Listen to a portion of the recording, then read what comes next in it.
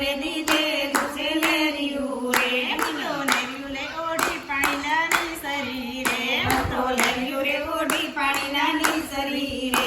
મને પૂછે છે મંડળની બહેનો તો કોનું રે લીધેલું છે લેરિયું રે.